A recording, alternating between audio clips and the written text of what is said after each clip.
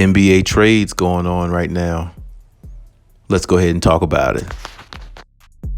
Hello, YouTube world. Thanks for checking in the Khaliis Take. Now, today's take, we'll be talking about trade rumors, NBA trade rumors. I want to talk about at least three of the biggest names I could think of in NBA trade rumors right now.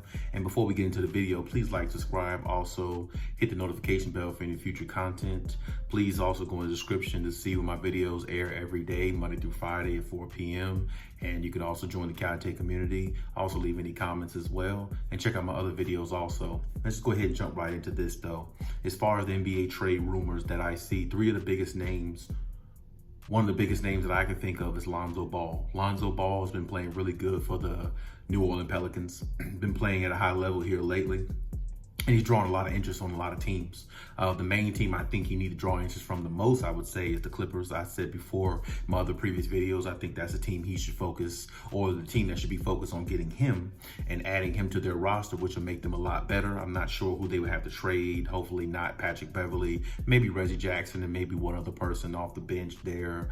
Not really sure who that would be. My personal opinion, I would get him and keep Patrick Beverley coming off the bench so you can have good backup there. My personal opinion, I think though that's definitely a good fit for him, or he could stay in New Orleans. You know, if he doesn't get traded, he's a good fit in New Orleans still. I've heard other teams like you know, the likes of the Celtics are looking for another point guard, stuff like that, you know, which I think they need to anyway with Kemba Walker. I don't think he's a fit, my personal opinion. Now, as far as my second, I would go with probably Victor Oladipo, simply because Victor's just in a situation now in Houston where it's not a win-win. It's just all losing. And I think they lost like 19 straight at one point. It's just pretty much a waste of a season at a spot like that, especially with no James Harden there now. I think it's just, you know, a team that's really just flailing, a team that's not going to get ahead anywhere no time soon. I'm definitely not a believer in John Wall, never been a fan, never ever probably will be a fan of his either. Just never really been big on his game. Never thought he was a championship material type player.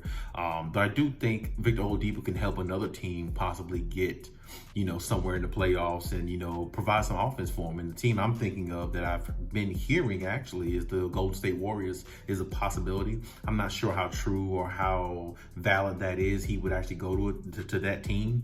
But I will say this, if he did go to that team, I think he would help them out tremendously. I think he would help them out more than what Kelly Oubre has. Kelly Oubre really isn't a scorer. He really isn't a shooter. And at best, he might be a decent slasher, decent defender, but he's just not that third or fourth player that they need to contribute at times. Now, of course, it should be Andrew Wiggins on that team, but we all know how inconsistent Andrew Wiggins has been in his career so far, so I don't expect anything different from him. But I do think the Victor Oladipo trade would be really feasible, you know, for them. I think he would fit right in. And of course, he's not Klay Thompson, but at the same time, he's definitely somebody who can put up points and definitely somebody who is a knockdown shooter. You know, he can knock down shots and, you know, he tries on defense. He's not really the greatest defender in the world, but he does try on defense and he tries to, you know, play at a significant level on that end of the floor as well. And I think, hey, any more scoring or shooting, Stephen Curry could definitely use it with that team because they're kind of like a Jekyll and Hyde team right now anyway. So I definitely would want to see if they do get him, how it would help them, you know, progress going in the second half of the season into the playoffs. Now, in regards to that, I will say also, you know, when I say Kyle Lowry is a big name too that's out there, I definitely want to preface the fact that, you know, Kyle Lowry would be, you know, a good fit for the Clippers as well, I think. I'm not really sure about the Kyle Lowry one though, because Majiri, the owner for the Toronto Raptors, I'm just not sure he's willing to give up an asset like Kyle Lowry, especially somebody who the whole country pretty much adores and look at as one of their guys, as one of them.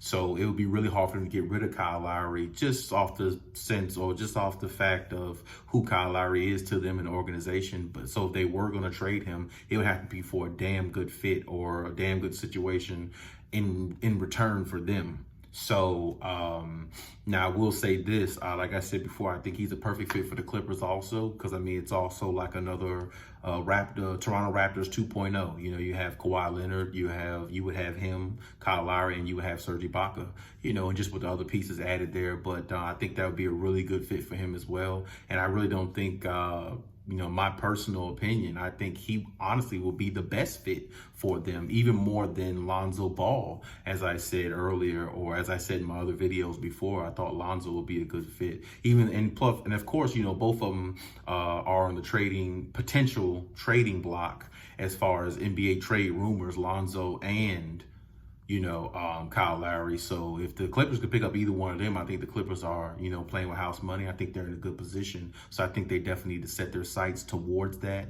And hey, we'll just have to see how it goes as far as NBA trade deadline. But those are my three big names. Of course, there might be more out there, and share that in the comment section, here, and join the Cali Take community, and let's engage in some conversation. But those are three of the biggest trades I can think of, or that I have, or that I wanted to share with you guys. Of course, there's other ones out there. We'll see how it goes. But there's just a few teams I think that definitely need to make a trade. And the Lakers and Clippers are a couple of those teams, because, really what it's all about is loading up against the Nets. And that's pretty much where every team is at, loading up against the Brooklyn Nets. So when you have that mentality, you get all you can, gather all you can, because they're doing it. I mean, so if they're doing it, why not other teams do the same thing? So, hey, that's my take on it. But like I said, leave any comments in the comment section. Let me know what you think on it, and we can go from there.